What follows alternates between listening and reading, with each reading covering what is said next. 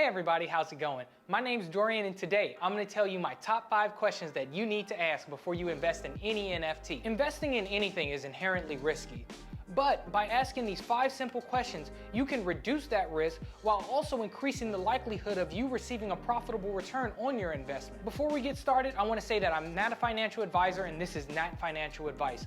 All the information contained in this video is for informative purposes only. I've included timestamps in the description box of this video so you can jump around to the parts that you want to know about the most. Now that's out the way, let's jump into it.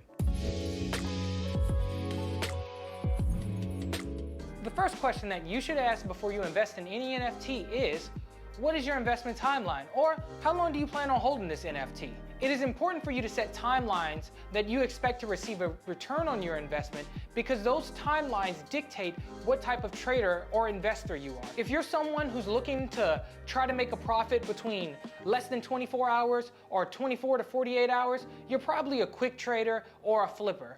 If you're someone who wants to really not try to be too active and want to take a more passive approach to investing, and your investment timeline is a week or 2 or anywhere from 2 months to 3 months, you're probably a long-term investor. By understanding which type of investor you are, lets you be able to better identify the different opportunities that will increase the likelihood of you receiving a return on your investment.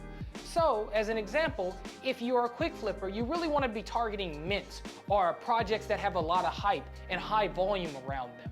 While if you're a long-term investor, you really want to try to identify announcements that are a couple weeks out that a lot of people really aren't paying attention to. So you pick up a couple and then you just chill out until the announcement comes around. This is why asking the question, what is my investment timeline, is so important before you invest in any NFT. The second and probably most important question that you need to ask before you invest in any NFT is, what is my exit strategy?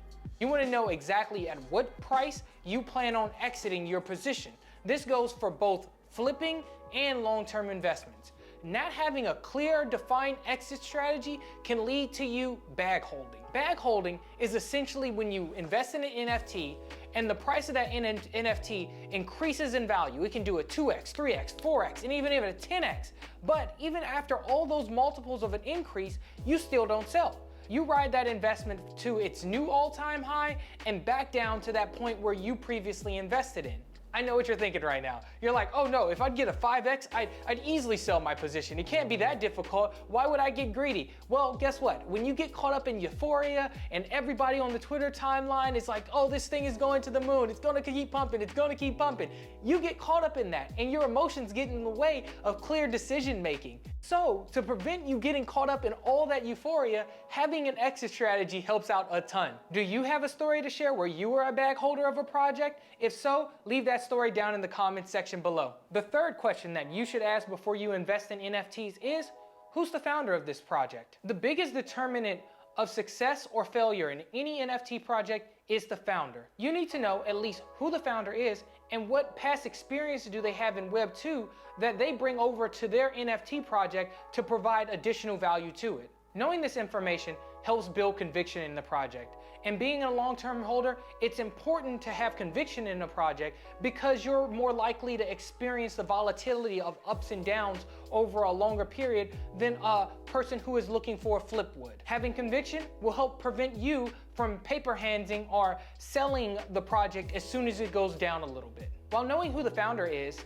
and the experience that they bring over from Web 2 is extremely important in long-term investing, it is also important in flipping NFTs as well. By having a good understanding of who the founder is and their past experience will help you identify the projects that are most likely to receive a whole bunch of attention on a day that there are a lot of mints. Let's say Gary Vee decides to mint a Solana NFT collection. Because Gary Vee is well known and has a lot of name recognition, you know that the market will focus up most of the liquidity on that mint.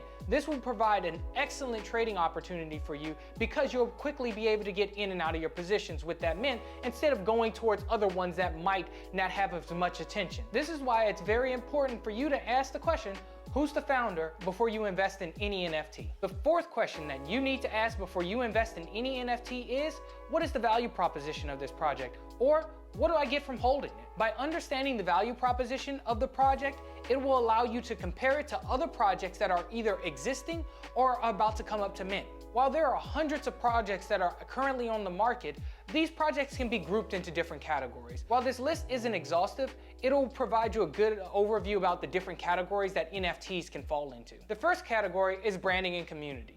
These NFT collections are really focused on building a strong community and working towards building a global brand. Some of the projects that will fall in this category are projects like Cats on Crack and OK Bears. Another category would be your tech/tooling category.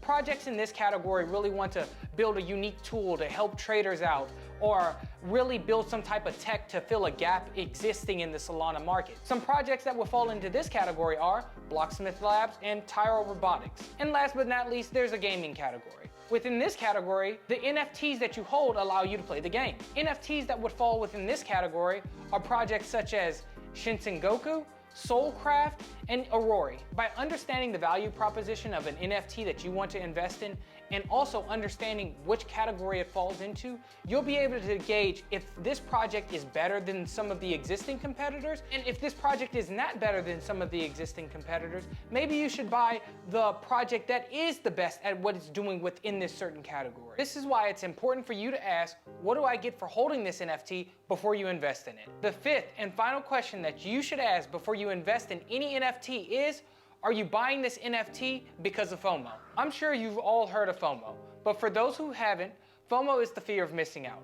You begin to feel a sense of FOMO in NFTs when you're on Twitter and you see a bunch of influencers and some of your friends tweeting about how they got into this project early and now the price has gone parabolic. This thing has already done a 4x. Not only that, it's continuing to pump.